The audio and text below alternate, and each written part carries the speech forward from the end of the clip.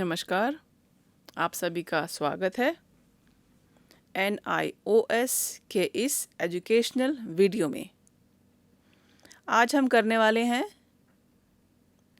गणित विषय। आप सभी ने बुक तो देखी ही होगी। ये हमारी गणित की पुस्तक है। यह कक्षा 10 की पाठ्य पुस्तक है और इसका कोड नंबर है 211। आज हम इस पुस्तक से पाठ 7, जिसका नाम है अरिथमेटिक प्रोग्रेशन, जिसे हम संक्षेप में AP कहते हैं, ये करने वाले हैं। आज इस पाठ में हम जो समझने वाले हैं उस टॉपिक का नाम है sum of first n terms of n AP। ये बहुत महत्वपूर्ण है। इस कॉन्सेप्ट को समझने के बाद आपको इसके कई सवालों का अभ्यास स्वयं करना है। हमारे वीडियो का मुख्य उद्देश्य है कि AP की जितने भी टर्म्स हैं उनका जोड़ कैसे प्राप्त किया जाता है, इसको समझना। हमारी अरिथमेटिक प्रोग्रेशन में कई टर्म्स होती हैं, सबको जोड़ करके जो हमें जोड़ प्राप्त होगा वो कैसे प्राप्त किया जाता है। आइए शुरू करते हैं। बहुत प्रसिद्ध मैथमेटिशियन थे जिनका नाम कार्ल फ्रेडरिच गॉस था। ये जर्मनी से थे, जैसे कि आप देख सकते हैं। ये हमारे भारत से बाहर का देश है। और जब ये स्कूल में पढ़ ही रहे थे, करीब एलिमेंट्री स्कूल में थे, जिसे हम कह सकते हैं कि आजकल 6ठी 7वीं 8वीं की पढ़ाई कहा जाता है। तो उस समय खेल खेल में एक बार इनके टीचर ने इनसे पूछा, कक्षा में सभी बच्चों से पूछा कि 1 से लेकर के 100 तक जो नेचुरल नंबर हम जानते हैं, जिसे हम प्राकृतिक संख्या कहते हैं, उन सभी प्राकृत संख्याओं का 1 से लेकर 100 तक जितनी भी प्राकृत संख्याएं हैं उनका जोड़ बताइए। अब टीचर ने ये प्रश्न सभी बच्चों से किया। तब ये जो कार्ल फ्रेडरिक गॉस थे, इन्होंने तो बहुत आसानी से इसको हल कर दिया। तब ये कक्षा 7 या 8 में रहे होंगे। एकदम छोटे तरीके से, शॉर्टकट मेथड से इन्होंने इसको जोड़ दिया। अब कौन सा तरीका इन्होंने अपनाया था, आइए उसको हम देख करके समझने का प्रयास करते हैं।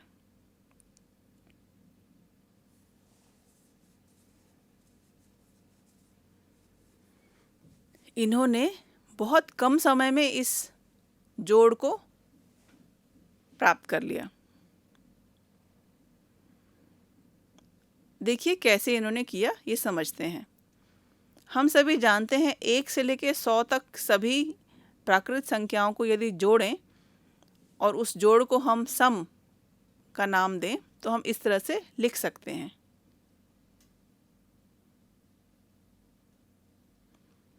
सम का मतलब सबको जोड़ करके हमें प्राप्त करना है, टोटल।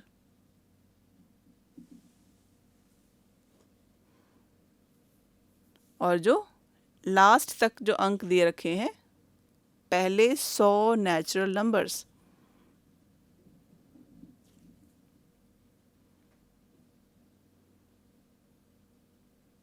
एक से लेकर के 100 तक सभी अंकों को जोड़ना है।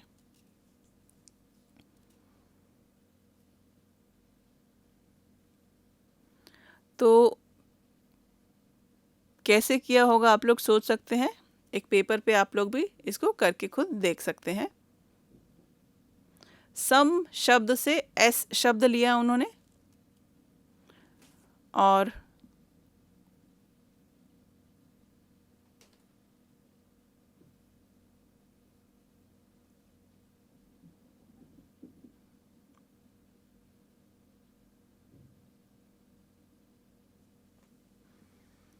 तो सम शब्द को हम संक्षेप में एस के द्वारा दर्शा सकते हैं।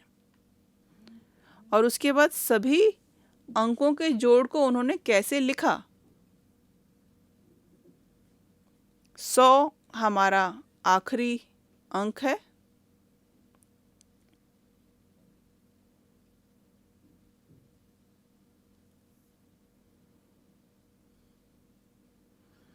तो उन्होंने गणित में इस तरह से इसको लिख करके दर्शाया। अब बीच में बिंदु बिंदु बिंदु अर्थात ये क्रम से नंबर दे रखे हैं, इसे हमने पहला समीकरण माना।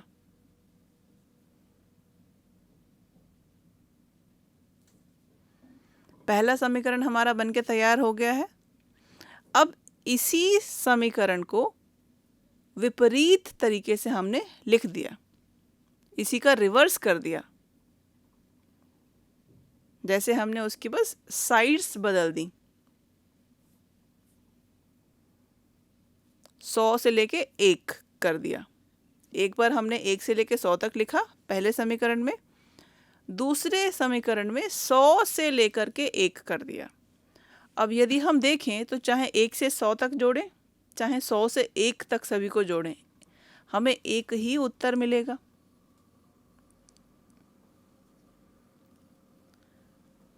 बस हमने शुरुआत और अंत के जो बिंदु हैं उस क्रम को बदला है। इस तरह से हमें 2 इक्वेशन मिल गई। दूसरे समीकरण में, दूसरी इक्वेशन में हमने 100 को पहले किया, 99, फिर 98, ऐसे ही घटते क्रम में लिख दिया। तो दोनों इक्वेशन है, हमारा एक ही उत्तर हमें मिल रहा है, बस लिखने का तरीका हमने बदल दिया। ठीक है। इसके बाद हम पहली और दूसरी जो इक्वेशन है, जो समीकरण है, इनको हम जोड़ देंगे। और जोड़ करके हमने इस तरह से जब लिखा और जब हम इनको जोड़ेंगे तो हमें यह समीकरण इस तरह से मिलेगा। अब देखिए s और s 2 बार जब जुड़ेंगे तो ये 2s बन जाएंगे।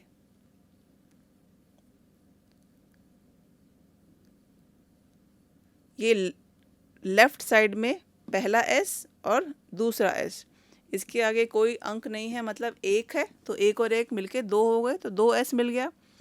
अब ऐसे ही 100 जमा 1 जोड़ा हमने तो 101 मिला। ऐसे ही 99 जमा 2 जोड़ा तो भी हमें 101 मिला। ऐसे ही 98 जमा 3 जोड़ा तो भी हमें 101 मिला। तो देखिए इस तरह से हमें सब में 101 ही मिला है। और क्योंकि ये सभी 100 बार हैं, मतलब 100 अंक हैं 1 से लेके 100 तक,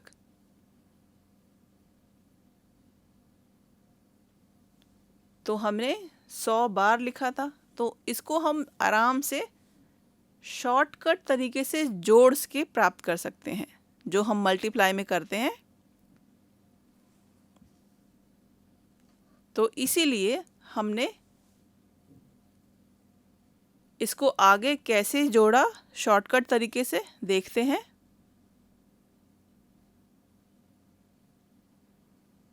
तो आगे हमने इसको इस तरह से जोड़ा। देखिए पहली समीकरण, दूसरी समीकरण, फिर हमने इनको जोड़ा था, जोड़ने के बाद हमें ये मिला था।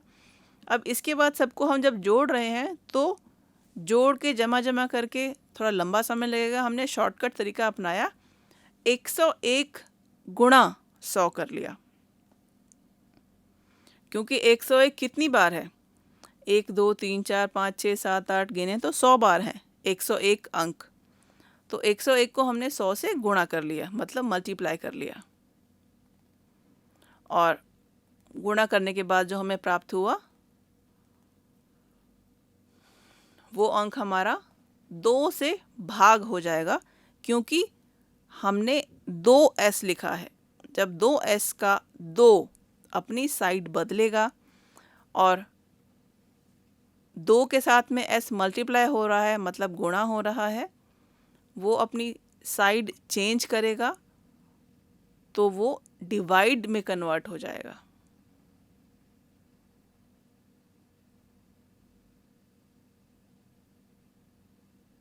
देखिए यहाँ पे 2s लिखा है। अब जब हम इसको मल्टीप्लाई करेंगे और यहाँ पे 2s का 2 अपनी जगह बदलेगा तो केवल s वहाँ पे उत्तर में हमें प्राप्त होगा। और s के लिए हमें इन दोनों को गुणा किया और 2 से भाग कर दिया, मतलब डिवाइड किया, तो ये हमारा उत्तर है। उत्तर मतलब 1 से लेके 100 तक सभी अंकों का टोटल हमारे पास इतनी आसानी से प्राप्त हो गया।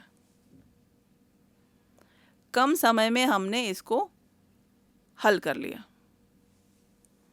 तो ये इतना सरल तरीका था जो उन्होंने निकाल लिया। इसी तरह से जैसे ये एक उदाहरण है एपी का,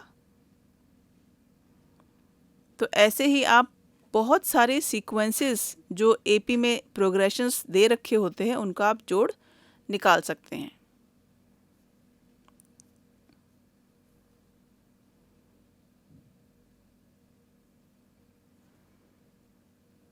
इसी प्रकार यही तरीका हम अपनाएंगे शुरू के n टर्म्स जो एपी में दी गई होती हैं सबका टोटल निकालने के लिए।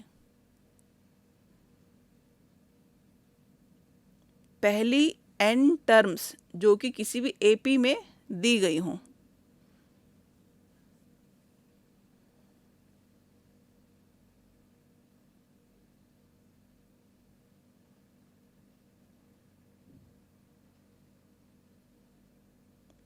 ये वर्ड टर्म हम सभी जानते हैं। तो एपी में हम टर्म को समझ सकते हैं। टर्म को समझना बहुत ज़रूरी है। यदि हम टर्म को समझेंगे तो सभी टर्म्स को जोड़ करके हल करना हमारे लिए आसान होगा। अब किसी भी एपी की जो सीक्वेंस होती है, अगर हम उसको जनरल किसी भी एपी की इक्वेशन को देखें तो उसमें जो पहली टर्म है वो इस तरह से लिखी गई होती है, दूसरी टर्म इस तरह से लिखी गई होती है। डी मतलब डिफरेंस, डिफरेंस जो है उसमें सेम है। तीसरी टर्म 2 बार डिफरेंस को ऐड कर रहे हैं। इसी तरह से उसको जोड़ते जोड़ते जो आखिरी टर्म होगी वो इस प्रकार हमें प्राप्त होगी, जैसे कि आप स्क्रीन पर देख सकते हैं। ये हमारा पहला टर्म है एपी का। सेकेंड टर्म होगा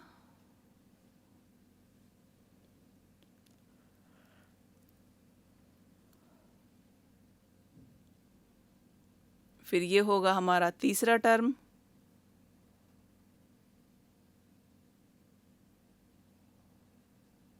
इसी तरह से ये चौथा टर्म,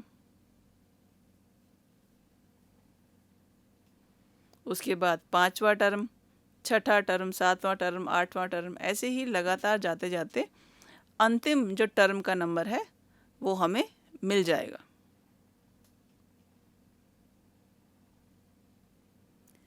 कई बार जो अंतिम टर्म है उसका नंबर हमें नहीं प्राप्त होता, पर जो जनरल हमारी इक्वेशन है एपी की,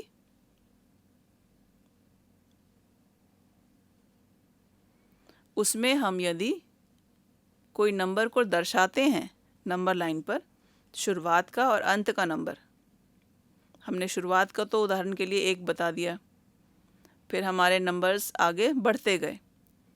पर यदि हम अंत का नंबर नहीं बता रहे हैं और वो लगातार बढ़ रहा है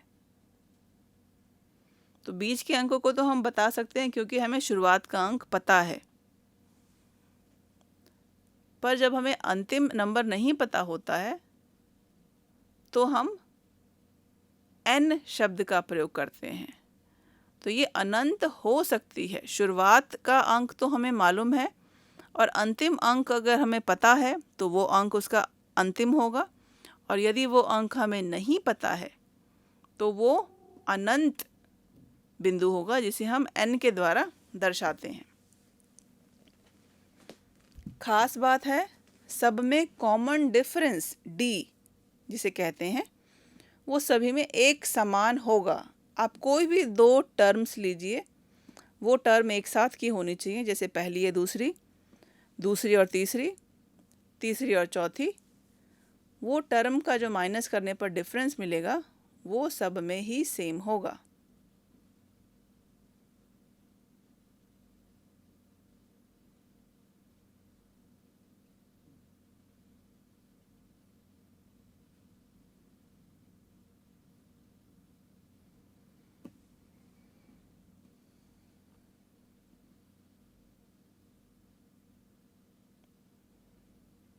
तो कॉमन डिफरेंस सबका एक समान होना ज़रूरी है। कॉमन डिफरेंस को हम कहेंगे कि सभी में सेम होगा। हर टर्म का कॉमन डिफरेंस एपी में एक समान माना जाएगा। कोई भी दो लगातार के टर्म ले लीजिए और चेक करेंगे तो कॉमन डिफरेंस एक जैसा ही पाएंगे। ये हमें याद रखना है।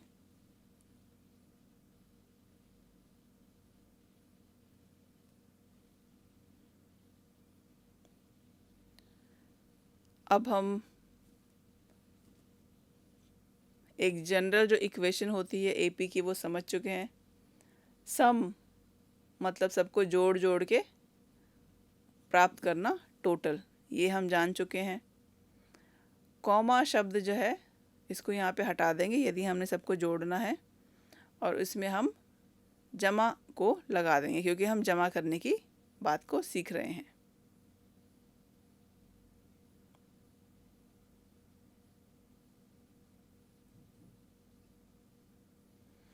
तो देखिए सबको अगर हम जोड़ेंगे, और हमने पहले बार एक से लेके लास्ट टर्म तक लिखा, अब उसी को रिवर्स ऑर्डर में लिख दिया, और उसके नेक्स्ट स्टेप में हमने उन दोनों को जोड़ा, तो हमें इस तरह से एक समीकरण मिलेगा। यहाँ पे S का मतलब है सम। सबको जोड़ जोड़ के हमें ये इस तरह से एक समीकरण मिल रहा है। अब इसको हमें एज इट इज़ याद रखना है क्योंकि ये फॉर्मूला है। हम आगे सवालों को हल करने के लिए इसी फॉर्मूले का प्रयोग करेंगे।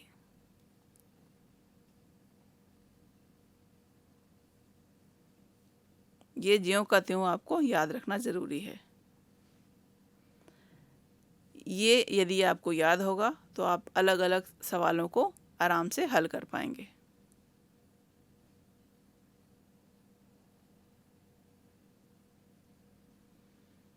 अब ये जब फॉर्मूला हमें याद हो गया है,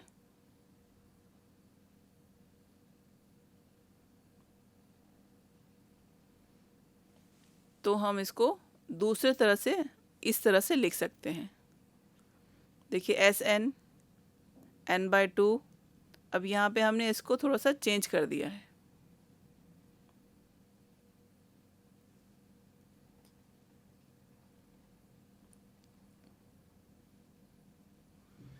ए के साथ में आएगा टी एन। टी एन का मतलब आखिरी टर्म। ये तो हो गया,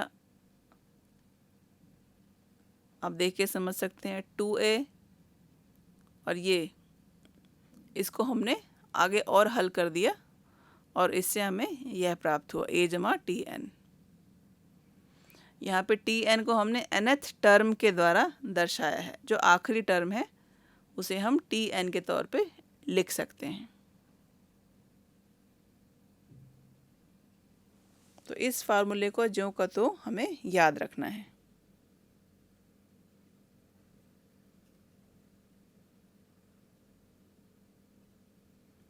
अभी तक हमने सीखा फॉर्मूला,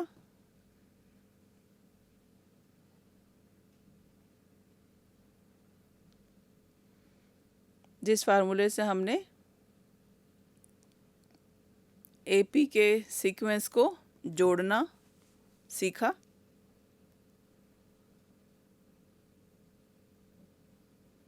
नेचुरल नंबर्स की जो सीक्वेंस होती है उसमें कॉमन डिफरेंस से टर्म्स किस तरह से बढ़ती रहती हैं ये सीखा। लास्ट टर्म कैसी होती है,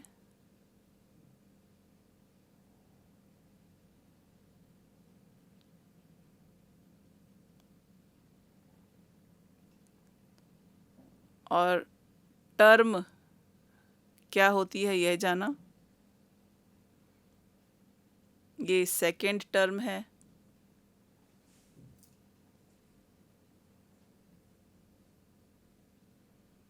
ये थर्ड टर्म है,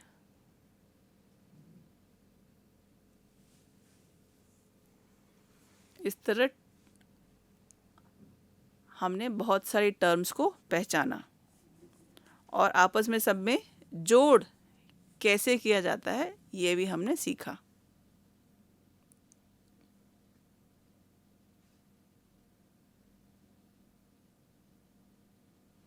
उम्मीद है आपको यह वीडियो समझ में आया होगा। आप स्वयं प्रयास करिए। धन्यवाद।